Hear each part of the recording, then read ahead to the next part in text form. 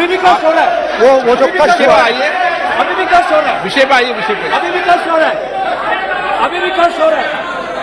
ये देखिए, ये सारे नहीं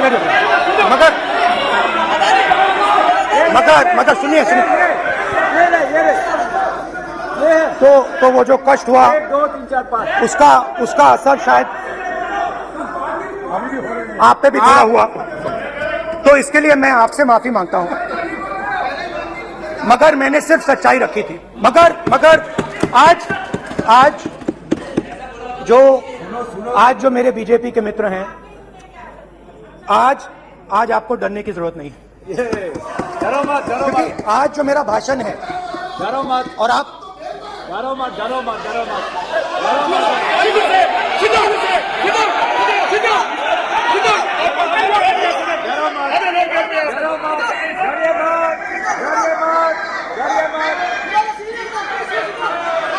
स्पीकर सर, अरे बैठो,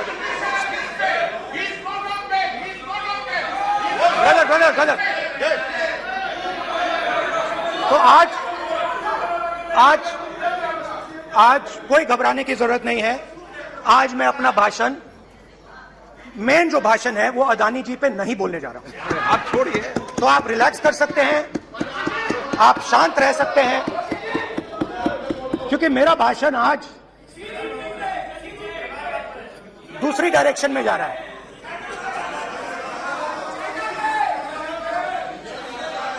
रूमी ने कहा था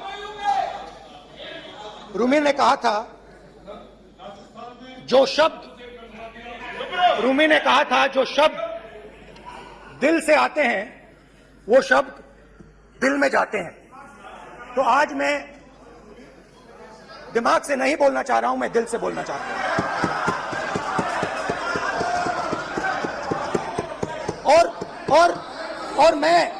और मैं आज आप लोगों पर इतना आक्रमण नहीं करूंगा। मतलब एक दो गोले जरूर मारूंगा, मगर इतना नहीं मारूंगा। तो आप रिलैक्स कर सकते हैं। डरिए मत।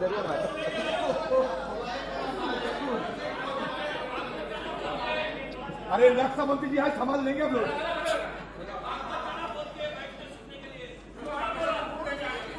पिछले साल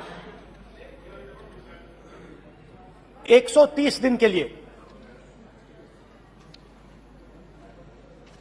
मैं भारत के एक कोने से दूसरे कोने तक गया, अकेला नहीं, बहुत सारे लोगों के साथ।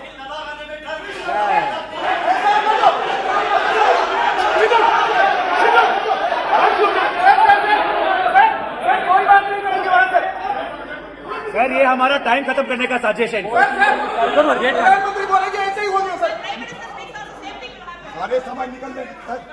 समुद्र अधीर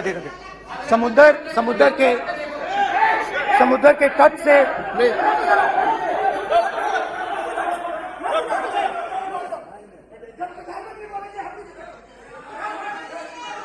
माननीय सदस्य, प्लीज ऐसे धमकाने का बात मत बोलो। यहाँ पे बोलिए, हाँ प्लीज। मैं समुद्र के तट से कश्मीर की बर्फीली पहाड़ी तक चला। नहीं, लद्दाख को मैंने नहीं छोड़ा। यात्रा अभी खत्म नहीं हुई है, यात्रा जारी है और जरूर लद्दाख आएंगे, घबराइए मत। बहुत सारे लोगों ने मुझसे पूछा यात्रा के दौरान, यात्रा के बाद, कि राहुल तुम क्यों चल रहे हो, क्या तुम्हारा लक्ष्य क्या है, कन्याकुमारी से कश्मीर तक क्यों जा रहे हो। और जब वो मुझसे पूछते थे, शुरुआत में मेरे मुंह से जवाब नहीं निकलता।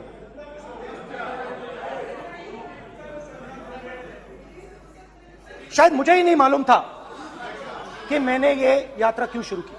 जब मैं कन्याकुमारी से शुरू हुआ, मैं सोच रहा था मैं हिंदुस्तान को देखना चाहता हूं, समझना चाहता हूं, लोगों के बीच में जाना चाहता हूं, मगर गहराई से मुझे मालूम नहीं था। थोड़ी देर में मुझे बात समझ आने लगी।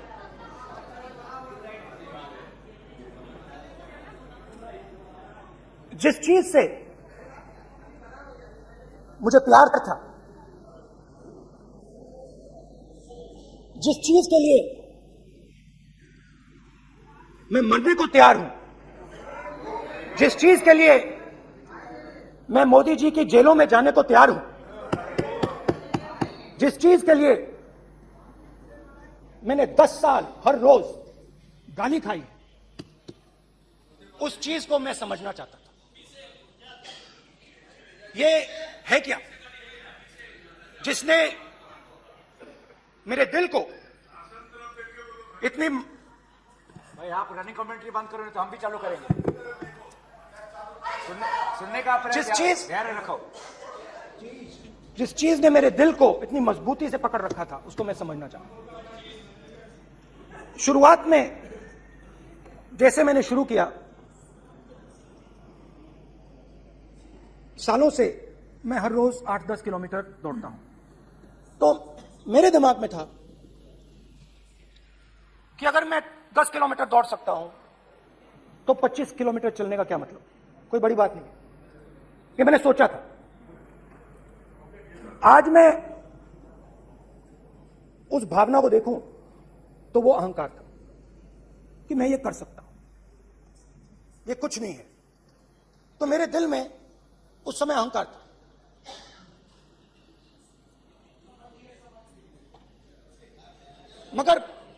मगर भारत अहंकार को एकदम मिटा देता है, 1 सेकंड में मिटा देता है। तो हुआ क्या, 2-3 दिन में मेरे घुटने में दर्द शुरू हो गया। पुरानी इंजरी थी और जबरदस्त दर्द। हर रोज मैं उठूं और मेरे घुटने में दर्द, हर कदम में दर्द। तो पहले 2-3 दिनों में जो अहंकार था, जो मतलब भेड़िया जो निकला था, वो चींटी बन गई एकदम। जो हिंदुस्तान को अहंकार से देखने निकला था, वो पूरा का पूरा अहंकार गायब हो गया। और रोज मैं डर डर के चलूं कि क्या मैं कल चल पाऊंगा। ये मेरे दिल में डर था। और जब भी ये डर बढ़ता था, कहीं ना कहीं से कोई ना कोई शक्ति मेरी मदद कर देती। एक दिन मैं सह नहीं पा रहा था, एक छोटी सी लड़की आती है, मुझे चिट्ठी दे देती। मैंने चिट्ठी खोली, 8 साल की थी, उसमें लिखा था, Rahul, I am walking with you, don't worry. उसने मेरे पैर में चोट देखी और उसने अपनी शक्ति मुझे दी। सिर्फ उसने नहीं, लाखों लोग ने। और शुरुआत में जब मैं चल रहा था, कोई किसान आता था, मैं एकदम पहले उसको अपनी बात बताता था कि आपको यह करना चाहिए, आपको इस प्रकार से काम करना चाहिए। मगर इतने लोग आए, हजारों लोग आए, कि थोड़ी देर में मैं बोल नहीं पाया। जो मेरे दिल में बोलने का डिजायर था, वो बंद हो गया। बोल ही नहीं पाया, क्योंकि इतने लोगों से बोलना था। और एक सन्नाटा सा छा गया, भीड़ की आवाज थी, भारत जोड़ो, भारत जोड़ो, भारत जोड़ो। और जो मेरे से बात करता था, उसकी आवाज में सुनता गया।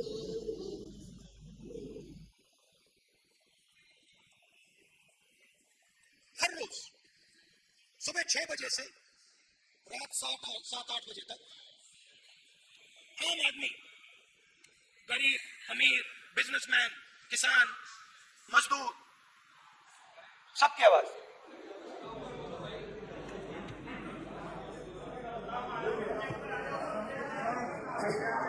आ रहा हूं। आप कल से रुके, अब थोड़ा और रुक लो, 5-10 मिनट रुक जाओ।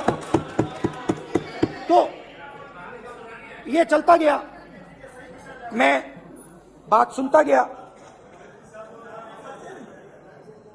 और फिर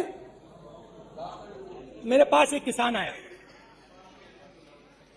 और किसान ने हाथ में रुई पकड़ी हुई थी, और उसने मुझे कहा, अध्यक्ष महोदय, उसने मुझे कहा, मेरी आंख में देखकर उसने मुझे अपना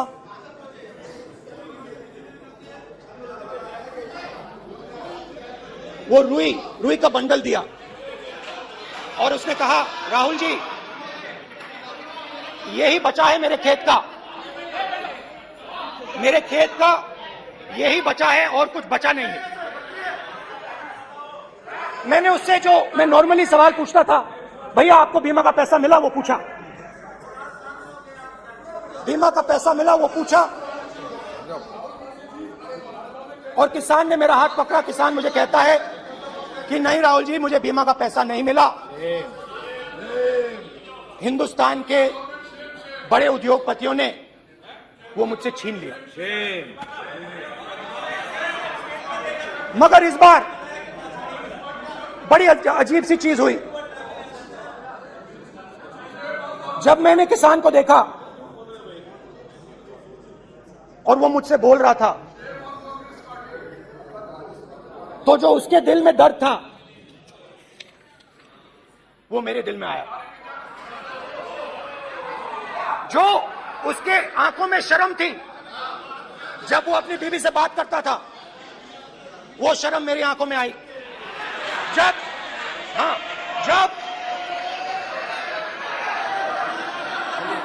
जब उसकी जो भूख थी वो मुझे समझ आई,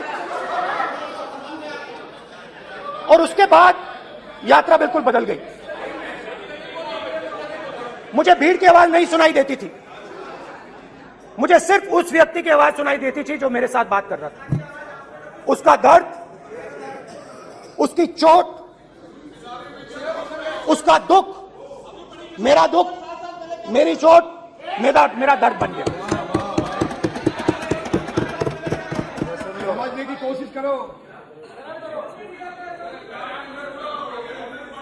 भाइयों और बहनों, लोग कहते हैं कि ये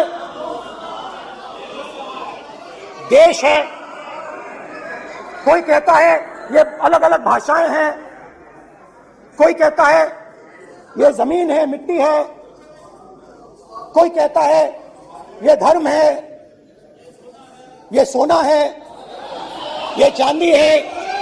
मगर भाइयों और बहनों, सच्चाई है कि ये देश एक आवाज है, ये देश सिर्फ एक आवाज है। ये देश, इस देश की लोगों की आवाज है, इस देश के लोगों का दर्द है, दुख है, कठिनाइयां हैं।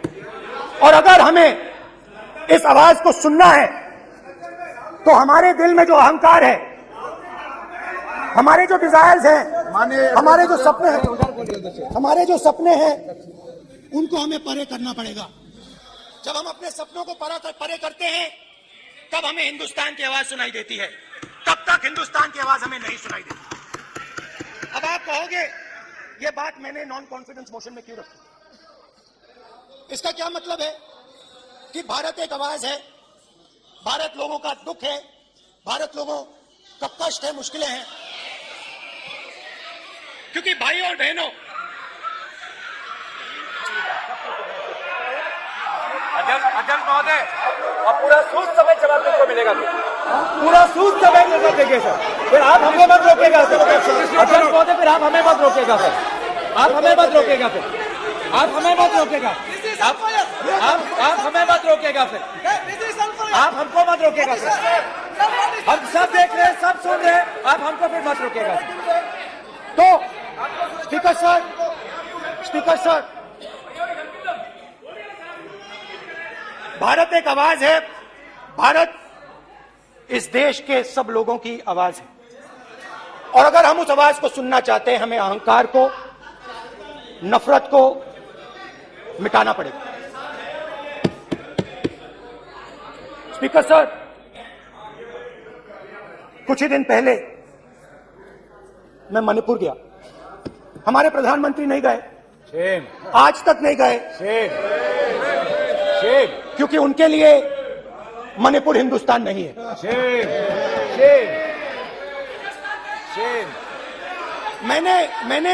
मैंने मणिपुर शब्द प्रयोग किया, मगर आज की सच्चाई यह है कि मणिपुर नहीं बचा है। मणिपुर को आपने दो भाग में कर दिया है, मणिपुर को आपने बांट दिया है, तोड़ दिया है। मैं मणिपुर में रिलीफ कैंप्स में गया, रिलीफ कैंप में आज जा रहा हूं मणिपुर में रिलीफ कैंप में मैंने महिलाओं से बात की। ठीक है सर,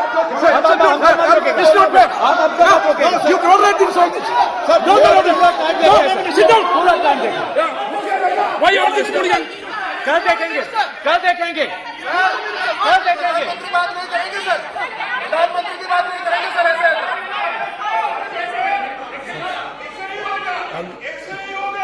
समय मैं मणिपुर गया और मणिपुर के कैंप्स में मैंने महिलाओं से बात की, बच्चों से बात की, जो हमारे प्रधानमंत्री जी ने आज तक नहीं किया। एक महिला मुझे कहती है, मैंने उनसे पूछा, बहन क्या हुआ आपके साथ?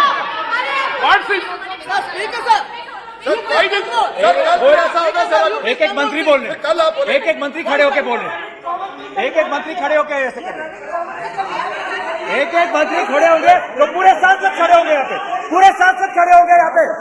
बैठे नहीं है, चुपचाप करिए सर, पूरे सब खड़े हो गए, पूरे सब खड़े हो गए। फिर कांग्रेस पार्टी ने पूरा देश खड़ा होगा आपके खिलाफ, तो पूरा देश कल आपके खिलाफ खड़ा होगा। मैं बहुत सारी महिलाओं से बात किया, मगर मैं आपको दो उदाहरण देना चाहता हूं। एक महिला मुझे कहती है, मैंने कहा क्या हुआ तुम्हारे साथ? कहती है, मेरा छोटा सा बेटा, का सम्मान करें, ये सम्मान एक ही बच्चा था मेरा, एक ही बच्चा था मेरा, मेरे सामने, मेरे आंखों के सामने उसको गोली मारी है। मैं पूरी रात, आप सोचिए, आप अपने बेटे के बारे में, बेटों के बारे में सोचिए, मैं पूरी रात उसकी लाश के साथ लेटी रही। झूठ नहीं, झूठ आप बोलते हो, झूठ मैं नहीं बोलता हूं। मैं पूरी रात उसकी लाश के साथ लेटी रही, और फिर मुझे डर लगा, मैंने अपना घर छोड़ दिया, जो भी मेरे पास था वो मैंने छोड़ दिया। मैंने उनसे पूछा, कुछ तो लाई होगी? कहती है, नहीं, सिर्फ मेरे जो कपड़े हैं ये मेरे पास हैं। और फिर इधर उधर ढूंढती है और एक फोटो निकालती है और मुझे कहती है, यही मेरे पास अब बची है। एक और उदाहरण, दूसरे कैंप में मैं, एक महिला मेरे सामने आती है, मैं उससे पूछता हूं, तुम्हारे साथ क्या हुआ तुम्हारे साथ? और जैसे ही मैंने ये सवाल पूछा,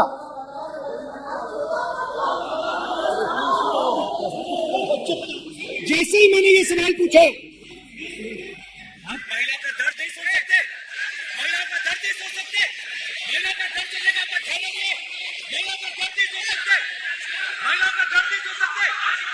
जैसे ही मैंने उससे ये सवाल पूछा,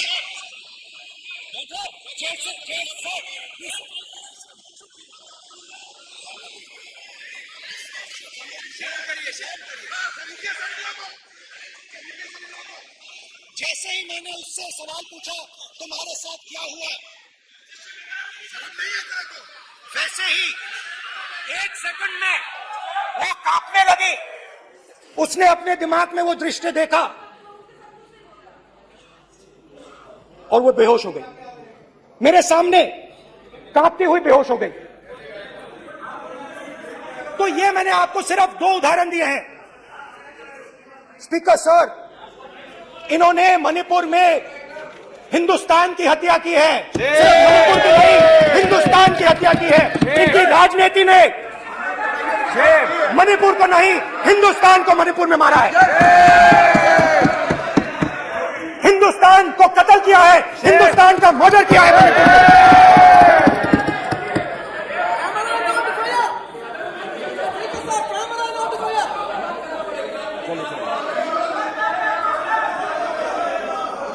अरे 2 भाग किए हैं, शर्त करिए जी।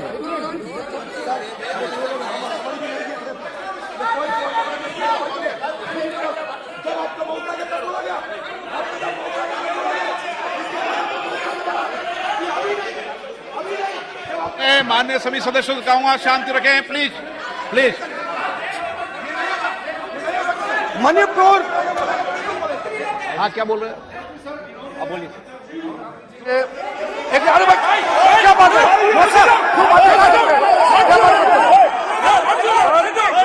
इन्होंने राहुल गांधी ने आज सदन में पानी पी रहे हैं भाई। सर, ये राहुल गांधी ने आज जो बातें कही है इस सदन में, और बात किया है, मैं उनसे एक सवाल पूछना चाहता हूँ।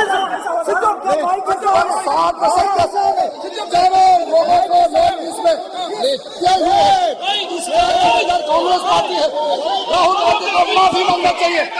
राहुल गांधी का कांग्रेस पार्टी 7 साल से ज्यादा खेत प्रशासन किया है, नॉर्थ ईस्ट को इन्होंने खत्म किया है। आज नॉर्थ ईस्ट में जितना मिलिटेंसी है वो कांग्रेस पार्टी ने पैदा किया है।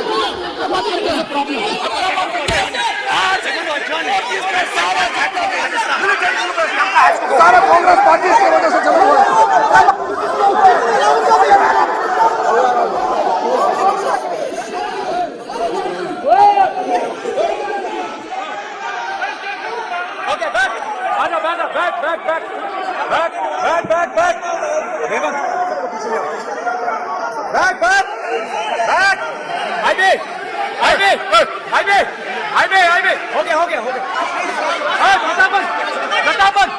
हो गया। आप भाषण नहीं सुनना चाहते हैं? आप भाषण नहीं सुनना चाहते? प्लीज बैठिए, बैठिए, प्लीज बैठिए, प्लीज बैठिए, प्लीज बैठिए।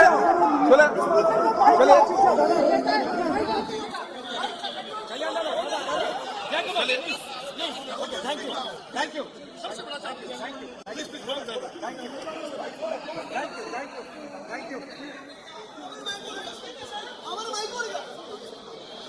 एक मिनट बैठिए, बैठिए एक मिनट प्लीज, प्लीज बैठिए, प्लीज बैठिए, please please Baluji, please please Baluji, please Baluji, please Baluji, please please एक मिनट प्लीज प्लीज बैठिए।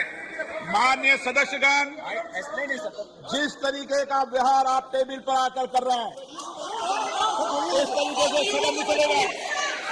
ये तरीका ठीक नहीं है। जब मैंने किसी को कहा है तो कहा है, ऐसे सदन नहीं चलेगा। सदन नहीं चलाना चाहते लोग बात है, अब अच्छी बात नहीं है, गलत तरीका ये। नो, ऐसे सदन चलने वाला नहीं है। जो माननीय सदस्य टेबल पर आए हैं उनके खिलाफ कार्रवाई होगी। प्लीज बैठिए, बैठिए, बैठिए, आप भी बैठिए, आप भी बैठिए। माननीय मंत्री जी, माननीय मंत्री जी, प्लीज बैठिए। भारत माता, प्लीज बैठिए, भारत माता, प्लीज बैठिए। Please brother. मैं बहुत शांति से सुन रहा हूं। इसका तरीका ये नहीं है उचित हो कि आप टेबल पर आए। नहीं, गलत तरीका ये। आप जैसे मैंने जैसे मैंने माननीय सर प्लीज जैसे मैंने प्लीज ब्रदर प्लीज पानी लो जैसे जैसे मैंने भाषण के शुरुआत में बोला, भारत एक आवाज है, भारत हमारी जनता की आवाज है, दिल की आवाज है। उस आवाज की हत्या आपने मणिपुर में की। इसका मतलब भारत माता की हत्या आपने मणिपुर में की।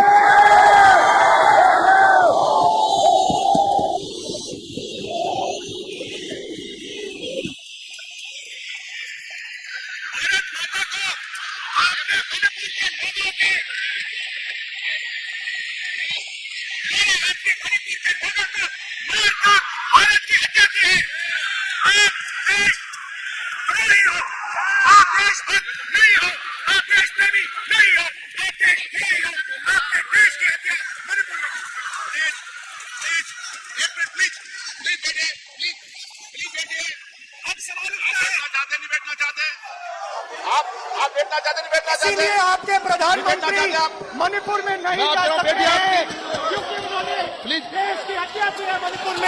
मणिपुर में हिंदुस्तान की हत्या की है, भारत माता की हत्या की है। मणिपुर के लोगों के दिल में प्लीज एक मिनट बैठिए आप। एक तो सवाल उठता है। एक मिनट बैठिए, एक मिनट आप भी विराजो। आप बैठिए सही, नहीं बैठिए रहने दो आप बैठिए आप प्लीज बैठिए आप प्लीज। आप बोल रहे हैं फिर आप भारत माता के रखवाले नहीं एक हो, माननीय सर। आप भारत माता के हत्यारे हो। प्लीज माननीय सदस्य प्लीज माननीय सदस्य प्लीज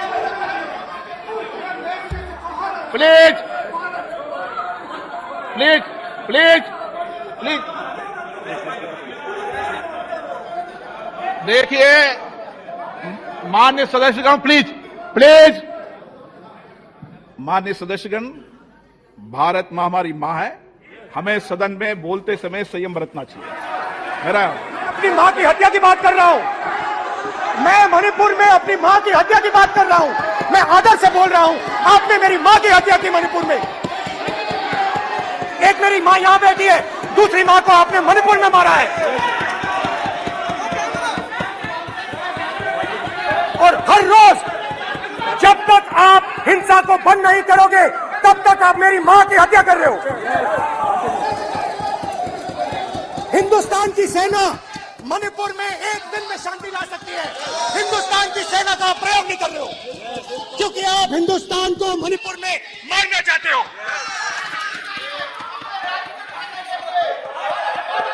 तो अगर नरेंद्र मोदी जी हिंदुस्तान की आवाज नहीं सुनते हैं, अगर हिंदुस्तान के दिल की आवाज नहीं सुनते हैं, तो किसकी आवाज सुनते हैं? दो लोगों की आवाज सुनते हैं। इसकी आवाज सुनते हैं, इसकी आवाज सुनते हैं, और इसलिए सुनते हैं। नो ये गलत तरीका माननीय सदस्य। देख लीजिए अडानी जी के लिए मोदी जी ने क्या काम किया है। देख लीजिए ये पहले गलत तरीका आपका माननीय सदस्य, आपका गलत तरीका है। आप सीनियर सदस्य हैं, आप इस तरीके का बाहर सदन में मत करिए। आप बात करिए, लेकिन इस तरीके से पोस्टर लाना ये उचित नहीं है किसी तरीके से। रावण दो लोगों की सुनता था, रावण दो लोगों की सुनता था, मेघनाथ और कुंभकर्ण। वैसे ही नरेंद्र मोदी दो लोगों की सुनते हैं, अमित शाह और अडानी। भाई और बहनों, लंका को हनुमान ने नहीं जलाया था, लंका को रावण के अहंकार ने जलाया था। प्लीज माननीय सदस्य, आप संयमित बोले। आप ये सदन है, आप तरीके से बोलिए। माननीय सदस्य, रावण को नहीं मारा था, रावण के अहंकार ने रावण को मारा था। आप पूरे देश में केरोसिन फेंक रहे हो, पूरे देश में आप केरोसिन फेंक रहे हो। आपने मणिपुर में केरोसिन फेंकी और फिर चिंगारी लगा दी। अब आप हरियाणा में कर रहे हो, पूरे देश को आप जलाने में लगे हो। आप पूरे देश में भारत माता की हत्या कर रहे हो। धन्यवाद स्पीकर।